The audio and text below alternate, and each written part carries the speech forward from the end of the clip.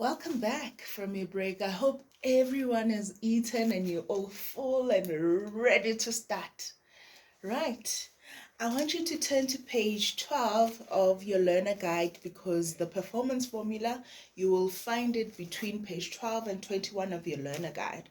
And we're going to go through what I have written here, and this is called what the performance formula. And so these letters are the start of each letter for what is it that we're speaking about. So here we have ability plus willingness plus empowerment, subtract, you'll see the minus sign, interference equals to performance. Now, I want us to delve and talk about each component that you see here. I want us to look at what is it are we talking about when we speak of ability, when we're speaking about willingness, and when we're speaking about empowerment and also interference, because at times certain things we think they should be measured, and we will weigh things as we go through. So I want us to look at the first one, which is ability. When I speak of ability, what comes to your mind? What comes to your mind? Yes, absolutely. You are correct. Okay, so thank you for all the ideas. And as I would like to also spark a thought and bring it home a bit, I want you to go back to that first day when you actually were interviewed for this job. What are the things that actually they looked at in order to make sure that you are suitable for your job? Absolutely, you are right. So once you were hired, they needed also to not just take your knowledge, take your experience, but also they had to tailor make you for specifically Standard Bank. So what did they do? Absolutely, training. And for others, they call it training and development. So well done. These are the things that they did when they hired you and made sure that you fill that job and are able to do that job. So those assessments that were done, that training that was done, the development that was continuous to make sure that you are there for the right reasons they had to go through. And these assessments are still done today. It's a function that actually lies with PNC, others say people and culture.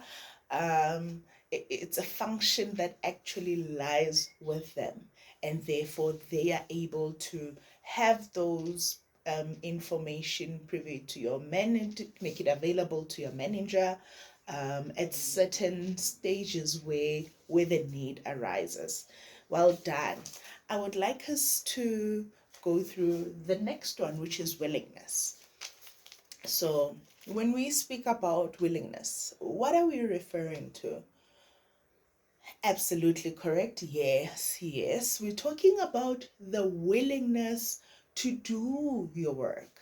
So the zeal to wake up in the morning and be excited to actually do the required work. Others, sometimes at times need inspiration from their leaders in order to execute even above and beyond what they do. So we are saying you are willing, you are there, you are waking up each morning, you are on time for work. That speaks to willingness. So, yes. So, the next one, which is the E, speaks about empowerment. So, I want us to go through the empowerment piece. What do you think is empowerment? What do you think? Okay, you're bringing in an interesting point there. What do you think? Absolutely, absolutely. So, empowerment, we're talking about things that you can actually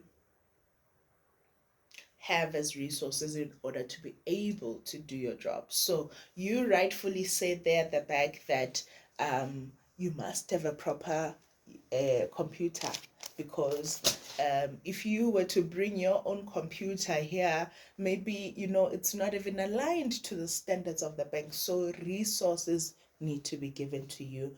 What about that job description when you start the year?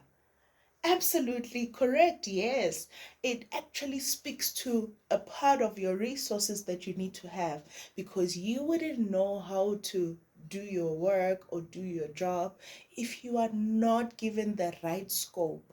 You'll end up doing even the incorrect things because you don't know where your mandate ends. So that KPI also is very important. So well done on bringing those up. Yeah. So I want us to maybe think a little bit when we are talking about interference. What are we referring to when we speak about interference? Well, not that, but interference speaks about things that are actually outside your work scope, that actually hinder you from doing your job. So at times you find people, they're consistently sick. um you find people that don't do certain things in their jobs because they feel that it's not their religion to do. And these are some of the interferences that at times we get to see in our workplaces. So interference can be, let me bring it to 2023. We are seeing a lot of GBV. That also can be an interference. So it is so important that as a leader, you are able to know your people, because you'll be able to identify and diagnose and understand what are the reasons for a performance not to happen. Remember, performance. So yes, absolutely. So once you have those things together that are added, subtracting the one which we have just recently defined as interference, that is called performance. So I would like to check with the group if, based on what we've just discussed, is everyone clear? Because I need to make sure that with every point you guys are clear. And I've asked you before that as we are moving on into each component, are you guys clear? Because it is important that the clarity is created right now, because this formula, you're going to be using it for the rest of your career. Even when working in other spaces, identifying and understanding how the performance formula works will be a win for you, even as you go higher in other careers. So I want us, now that we've unpacked each element, I just wanted to get something from you there. Now that we've unpacked each element, I want us to maybe go back, and we've defined, let's bring it into our respective areas. How does each element, how do you see it played out? Let's speak of ability. We spoke of the interviews. You guys are doing interviews for your AMCs. You guys are going out there, joining HR. You become a panel and you interview these people. How does it play out? Yes, absolutely. And when it comes to, maybe let's talk about willingness. I want us to maybe talk about the impact of willingness, especially on the other factors. How does willingness play its role? How do you think it impacts all the other things? Yes, absolutely. you are correct. And willingness, what it does is we at times are using it as a default, and yet you do not really know what the issue is. So it is important that when it comes, before you rule out and say, I am concluding that this is willingness, we must have checked all the other things and made sure that we've gone through the performance formula to make sure that that all the other points have been ruled out. So it is very important, because that also indirectly has an impact on the others, and at times it may be a standalone and with the one thing that affects the business, that affects your performance, that affects other people's performance. So you need to be able to really zoom in and understand what the issues are. Okay. Okay. Now that we've discussed it and we've gone into groups and you've discussed it in your respective groups that you had in the past 20 minutes, I want us to then speak about the tools. And I love how you guys have collaborated and mentioned some of these things, and yet you are not aware that these are actually tools that you guys can use. So you are already a step ahead.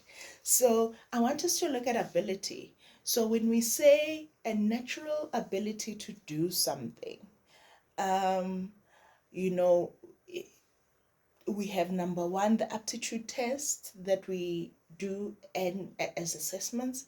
We have coaching that happens throughout, which is consistent.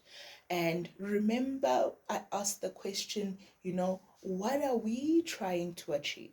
So it is important that you understand, with development, there is an outcome that you want to take out of it.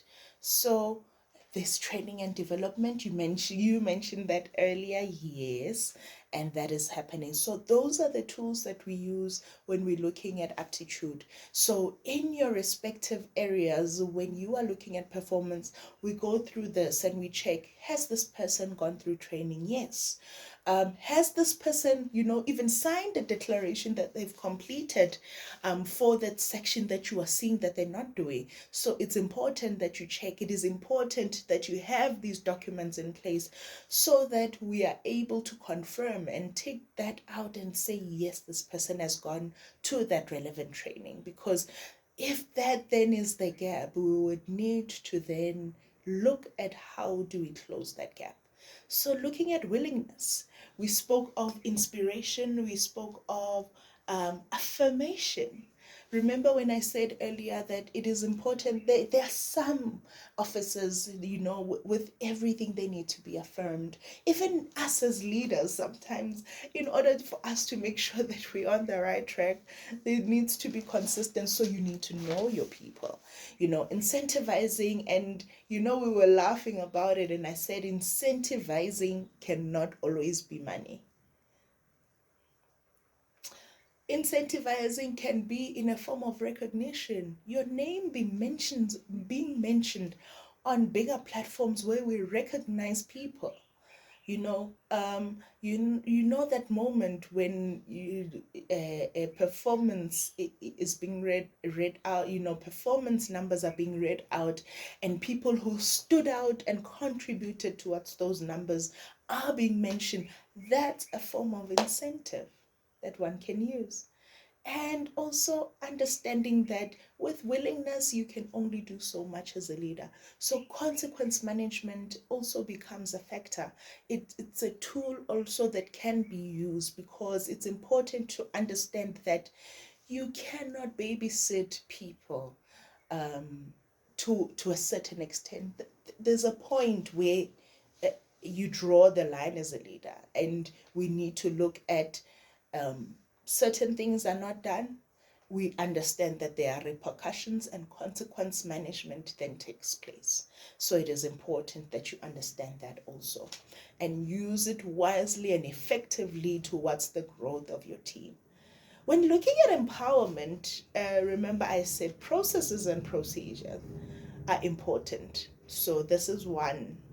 So processes and procedures may be there, but if they are not refined to the betterment of the business, then we need to make sure that are people following, are people using the, if it's a PTP mandate, are they using it to the best of their ability? And going into clarifying your role, understanding where do you play. You cannot now want to go and attend a Menko when you are an AMC meeting, having need to collect. So understand your job description and where your parameters are and what are you allowed, to what extent are you allowed to use your skills to make sure that you draw clients near, get those payments for AMCs, and for leaders to drive your team's performance. So understand your job description as well as KPIs, which are very important. And you need to make sure that they are very clear from the onset so that you know what exactly to do. So identifying and removing obstacles, also that is empowerment. So as a leader, that's what you are there for your officers. You need to understand if ever there is a performance gap that you've identified, how is it that we can best remove so that this person performs to the best of their ability? That is so important. It shows your leadership, and also it creates that relationship of trust with your team, because they are able to understand that they can run to you as their leader if they encounter problems. Yes, we want them to solve them for these, we want them to solve it for themselves, but there are times where you know that this is actually a mountain for me, and therefore I need the assistance of my leader, and that's what you are there for. So it's quite important. So when speaking around the interference part, that is quite important to understand that there's not much you can do. So if a person comes to you with gender-based violence,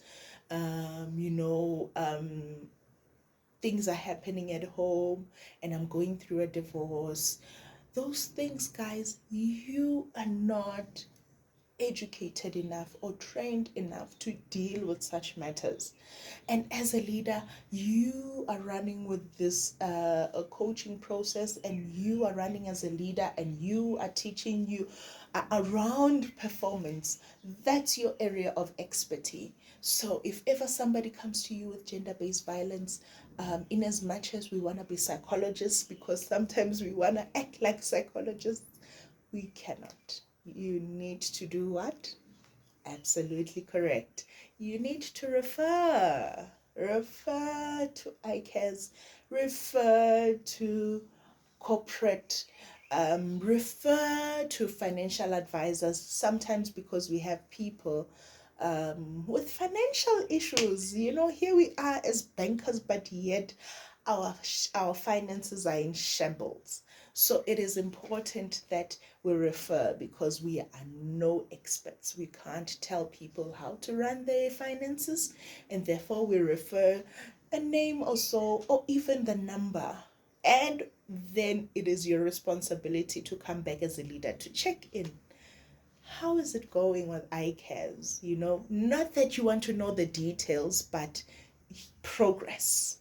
Progress, because you are the caring leader that you are. So it is important, guys. Okay. Okay, so before we go on lunch, I'd like to know, are there any questions? I need to make sure that you guys are clear with us. Are there any questions?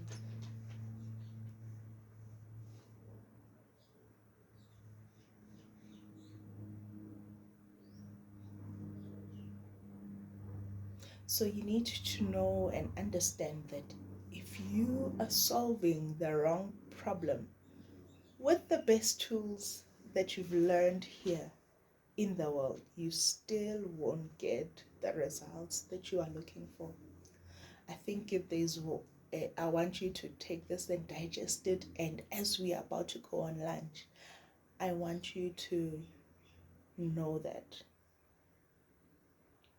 if you are solving the wrong problem, you won't get it right. So it is important that you identify that problem and deal it accordingly, so that you have the best performing team that are looked after, from leadership perspectives, that are taken care of. So it is so important. Thank you very much, ladies and gents. Let's go on lunch. We will come back in an hour, and I'll see you then.